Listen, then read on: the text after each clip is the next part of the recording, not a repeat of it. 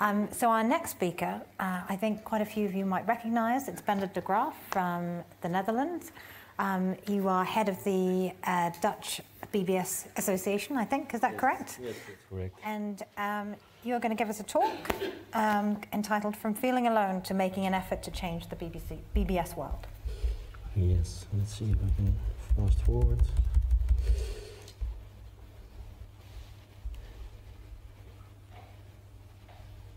To my actual slides. That's a, oh, do I have to go down, right? Yeah, I think you're better at IT than I am here. Do you want me to click onto it? No, I think we've got it. Cool. I got it. Great. Let's see. Yes.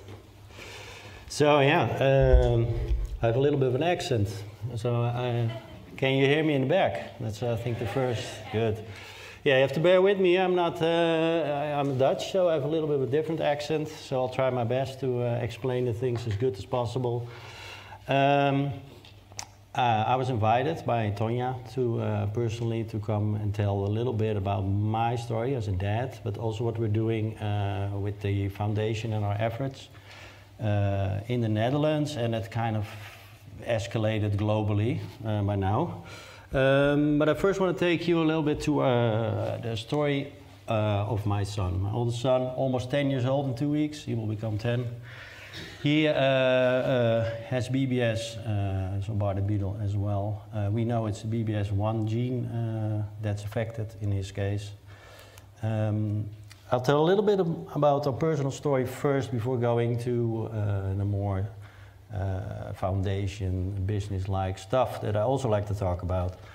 I met my wife on a relatively old age. Some people meet each other when they're young, where we were not necessarily very young. We met, I was 36, my wife was 35 at the time. And a little bit about our background as well, which is also a reason I think that helped me to get to this situation I'm in now.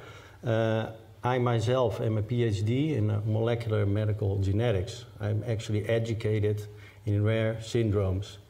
And now I'm a dad of a son with a rare syndrome.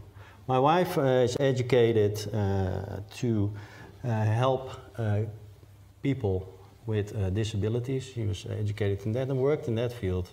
So our profession is now our daily life. But yeah, we were relatively old. Time was ticking. We were like, okay, let's do this. Got busy in the bedroom. And pretty fast, we got noticed something was going on. She was pregnant. Jake is the oldest at home, but everything was normal. Like many stories that were shared here, no problems on the echoes, all the checkups, everything was fine, normal development. Let's see, click, yeah. He was born in 2013, and he was born, for the people that cannot see, I show a lot of pictures from Jake as a small baby, but also a picture of the hand with extra fingers. He was born with extra fingers. The delivery was not as nice. My wife had a lot of problems, so it was in the operating room with emergency C-section. I was there in the operating room, and the doctors told me, yeah, everything's fine, he looks great, but has extra fingers. And my first question was, does he have a syndrome? And they told me in the operating room, sir, you're crazy. This happens in 1 in 7 kids. This is the Netherlands, I don't know if it's true. What we do is, like we heard in the earlier stories, we take the fingers off. So we just get some scissors and that's it. Yeah, that's basically what they told me. I see some faces that are astonished, but I was like, okay, I'm 30 seconds a dad, maybe I'm already being that super overly worried father. So you also, as a parent, you don't want anything with your kid, so you kind of like to tend to push it away, which I also heard a little bit earlier, which was definitely my case. So we went ahead, we were like, okay, 1 in 7, let's ignore it. Let's do an operation, which we did when he was young. plastic surgeon, operation. Yeah, but they took off the extra fingers on both hands. They were non-functional in this case, no bones in it. They were just like wormish things, and they just cut them off. Yeah, we would do it differently now, and we also advise differently to parents that contact us in the Netherlands. But like I said, we were busy in the bedroom, and it didn't stop because we wanted 3 children. But at this age that we had, we figured we need to hurry up. And that was not really a problem because Nienke was, that's her name, she's also here in the room. She was pregnant fast again. So we informed our parents, yay, 1 more coming. And yeah, for those that can read Dutch, which is probably nobody here, it says I'm having another one on his t-shirt of Jake. And he was still young, he was not even 1 year old. So it was pretty fast, maybe too fast. But due to the fingers, there are some people in the Netherlands that like to tend to watch echoes and things like that. And we found out that on the next echo was a baby girl, and that was not good. Kidneys there were problems with the kidneys, with the flow, there were cysts. She had clubbed feet, she had extra toes and extra fingers.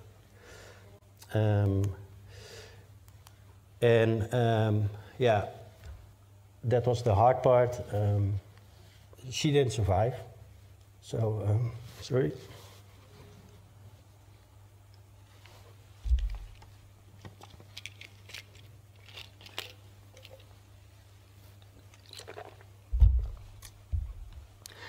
So the doctors, they told us, well, at birth she will probably not survive. So we got to the impossible decision, either go through with it or abort. We decided to not go through the pain and abort it.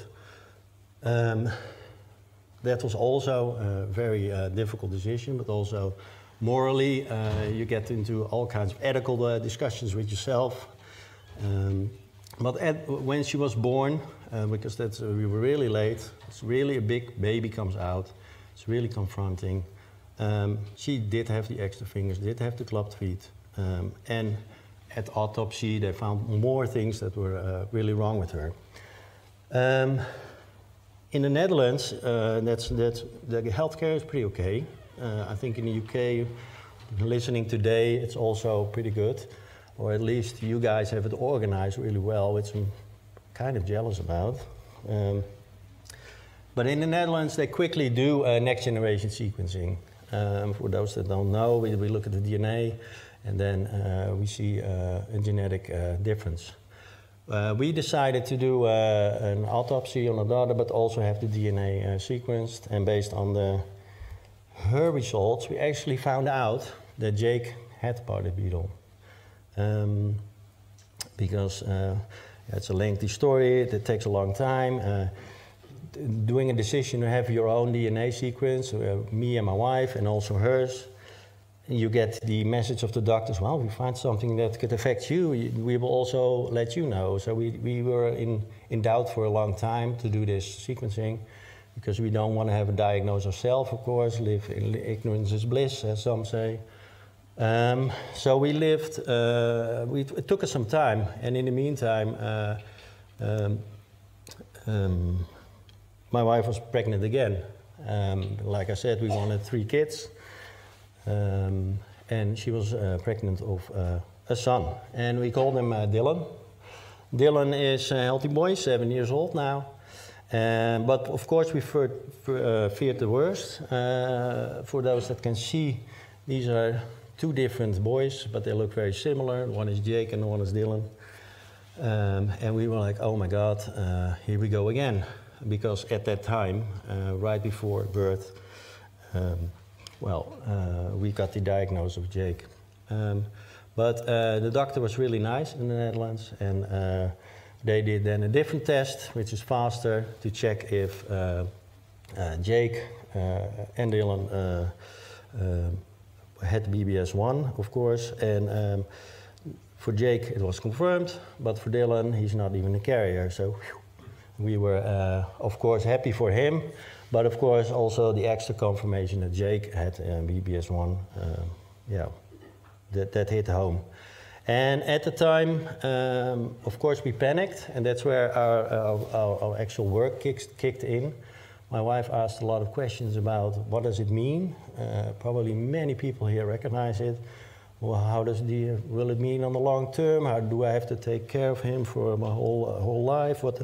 How are we going to deal with all this stuff that's going to affect him? And I became that scientist again, the mad scientist. I actually moved out of science, for those that don't know, and probably most of you, but I went more to commercial work and not in the scientific field anymore. But it did help me in the end to contact people. One of the first things I did was jump on Google, jump on the NCBI website that was mentioned here, the database.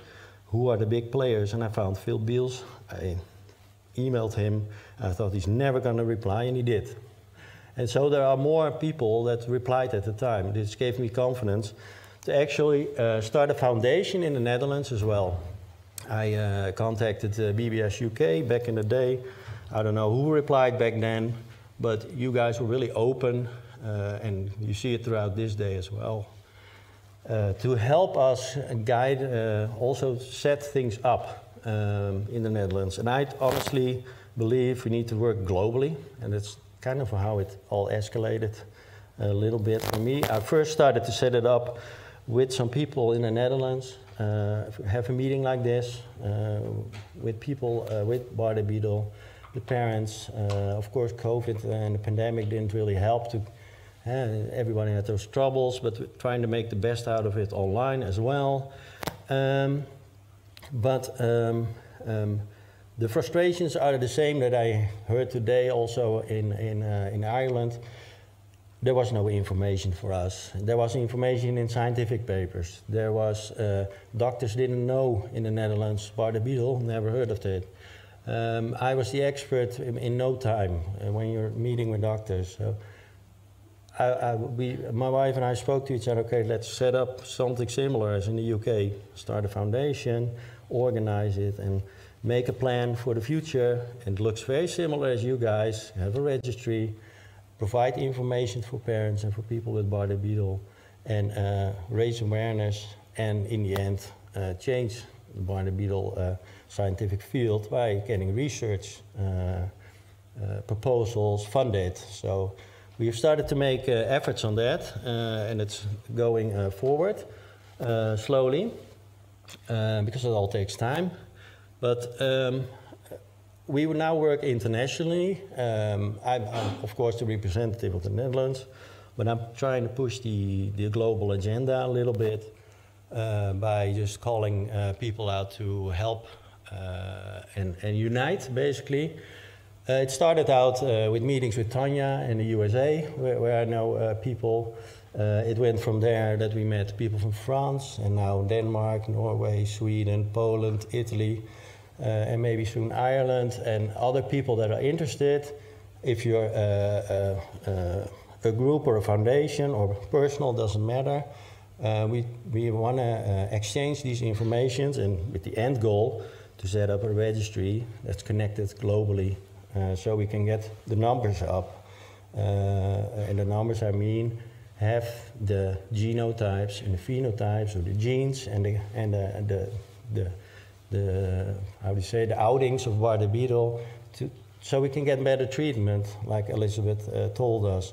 I think that's very important we do that, because globally we were with a lot of people. Phil Beals told us this morning, maybe even with more, looking at how often it can be found. I think that's all promising steps that we're taking together.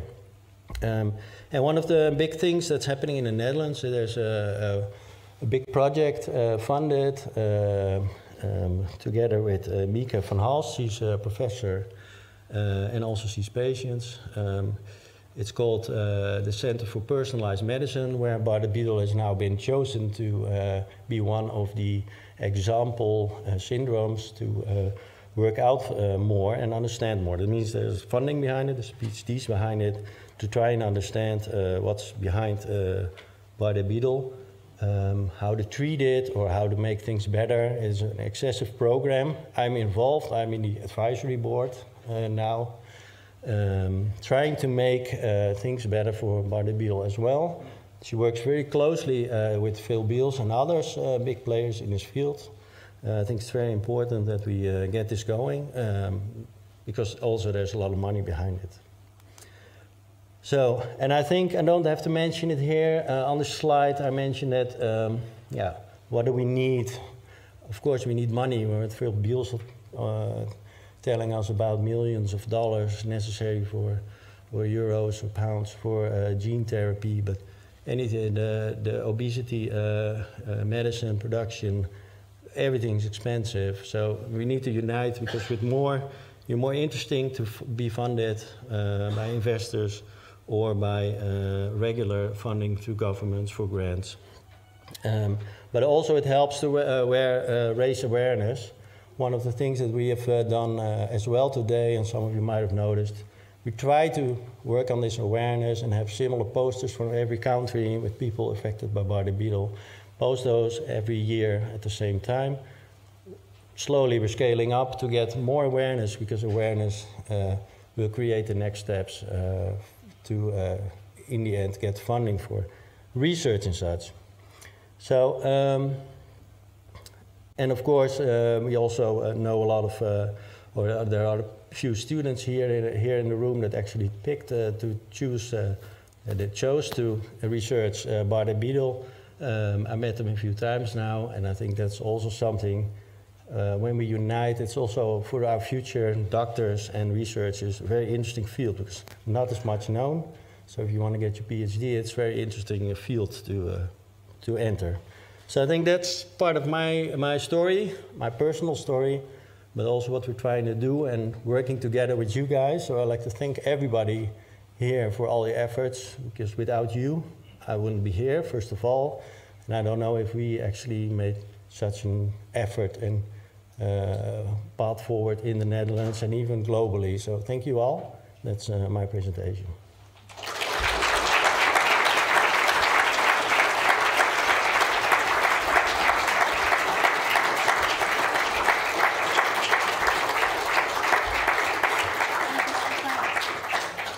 Thank you, Bendert. That was brilliant. Thank you for sharing your personal story and also telling us what you're doing in the Netherlands. Would you be okay to answer some questions? Yeah, sure. Yeah. Are there any questions for Bendert? No, I think not at the moment. Are you around this evening? Are there any Yeah, we questions will be today? around. We're leaving again tomorrow, so we'll be around tonight. So if you want to talk, there's one question. Oh, there's one question there. Yeah. As a father, I'm incredible to a child with BBS. One, I'm incredibly frustrated with the lack of my ability to do anything. That's how it feels, right? Yeah. I feel I can't do anything. I just find it fantastic that with your qualification, with your education, and what you've gone through, that you have the ability to make a real difference.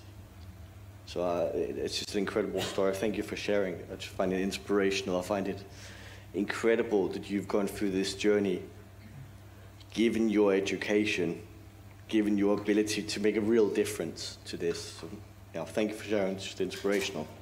Thank you. Yeah.